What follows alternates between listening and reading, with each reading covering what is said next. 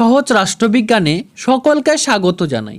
আজকে আমরা জানব গণতন্ত্রের পক্ষে ও বিপক্ষের যুক্তিগুলি সম্পর্কে। এখানে আমি তোমাদের একটু বলে রাখি গণতন্ত্র কাকে বলে এবং গণতন্ত্রের শ্রেণীবিভাগ সম্পর্কে আমার ভিডিও বানানো রয়েছে, তোমরা চাইলে এই ভিডিওগুলি দেখে নিতে পারো। এখন আমরা আজকের এই ভিডিওতে জেনে নেব গণতন্ত্রের পক্ষে ও বিপক্ষের যুক্তিগুলি সম্পর্কে বা গণতন্ত্রের সুবিধা ও অসুবিধাগুলি সম্পর্কে। এই ভিডিওটি সম্পূর্ণভাবে নোট আকারে সাজানো থাকবে। আশা করি ভিডিওটি পুরোপুরি দেখলে তোমরা উপকৃত হবে। তাহলে চলো ভিডিওটি শুরু করা যাক।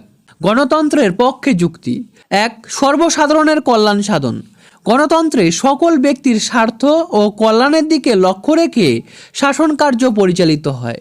টকভিলের মতে গণতন্ত্রের ন্যায় সকল শ্রেণীর কল্যাণের উপযোগী আর কোনো শাসন ব্যবস্থা আজও আবিষ্কৃত হয়নি। ২. স্বাধীনতা ও সাম্যের স্বীকৃতি। গণতন্ত্র স্বাধীনতা ও সাম্যের আদর্শের ওপর প্রতিষ্ঠিত। এই শাসন ব্যবস্থায় প্রতিটি ব্যক্তি তার যোগ্যতা ও দক্ষতার ভিত্তিতে ব্যক্তিত্ব বিকাশের সুযোগ পায়। এছাড়াও এই শাসন ব্যবস্থায় জাতি, ধর্ম, বর্ণ নির্বিশেষে সকলেই আইনের দৃষ্টিতে সমান থাকে। ৩. জনগণের সার্বভৌমত্বের স্বীকৃতি। গণতান্ত্রিক শাসন ব্যবস্থায় সরকারের সমস্ত ক্ষমতার মূল উৎস হল জনগণ। জনগণই সার্বভৌম ক্ষমতার উৎস হওয়ায় এখানে জনগণের ইচ্ছা অনুযায়ী সরকার পরিচালিত হয়। ৪. স্বৈরাচারিতা রোধ। গণতান্ত্রিক শাসন ব্যবস্থায় সরকারের স্বৈরাচারী হওয়ার আশঙ্কা থাকে না, কারণ এখানে শাসক গোষ্ঠী তার কাজের জন্য জনগণ ও আইনসভার নিকট দায়বদ্ধ থাকে।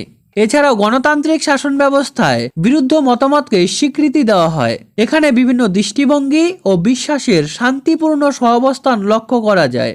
এবার আমরা জেনে নেব গণতন্ত্রের বিপক্ষের যুক্তিগুলি সম্পর্কে। ১. অজ্ঞ ও অশিক্ষিতদের শাসন। গণতান্ত্রিক শাসন ব্যবস্থার বিরুদ্ধে প্রধান অভিযোগ হল এটি অজ্ঞ ও অশিক্ষিত ব্যক্তির শাসন, কারণ গণতন্ত্রে জনগণের অধিকাংশই হল অশিক্ষিত এবং অজ্ঞ।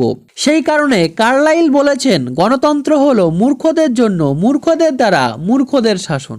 ২. জরুরি অবস্থার পক্ষে অনুপযোগী। গণতান্ত্রিক শাসন ব্যবস্থায় আলাপ আলোচনার ভিত্তিতে প্রতিটি বিষয়ে সিদ্ধান্ত গৃহীত হয়, ফলে প্রাকৃতিক বিপর্যয়, যুদ্ধ, বহিরাক্রমণ প্রভৃতি জরুরি অবস্থার ক্ষেত্রে সমস্যার সমাধানের জন্য দ্রুত সিদ্ধান্ত গ্রহণ করা সম্ভব হয় না। ৩. আমলাতন্ত্রের প্রাধান্য বৃদ্ধি। গণতান্ত্রিক শাসন ব্যবস্থায় প্রশাসন পরিচালনার জন্য যে প্রশাসনিক জ্ঞান ও অভিজ্ঞতার প্রয়োজন হয় তা জনপ্রতিনিধিদের সাধারণত থাকে না, ফলে প্রশাসনিক বিভিন্ন কাজকর্মের জন্য তাদের আমলাদের ওপর নির্ভর করতে হয়। ৪. দলপ্রথার কুফল। গণতান্ত্রিক শাসন ব্যবস্থায় দলব্যবস্থা অপরিহার্য।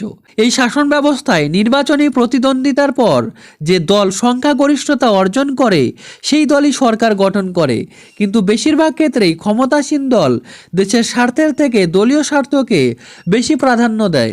এছাড়াও গণতন্ত্রে সততা ও যোগ্যতার কদর থাকে না, কারণ এখানে যোগ্যতার থেকে সংখ্যার ওপর অধিক গুরুত্ব প্রদান করা হয়। আশা করি ভিডিওটি তোমাদের ভালো লেগেছে। ভিডিওটি ভালো লাগলে ভিডিওটি শেয়ার করে চ্যানেলটি সাবস্ক্রাইব করে এবং ভিডিওটিতে একটি লাইক দিয়ে আমার পাশে থাকতে পারো। ভিডিওটি শেষ পর্যন্ত দেখার জন্য অশেষ ধন্যবাদ। I really appreciate your time.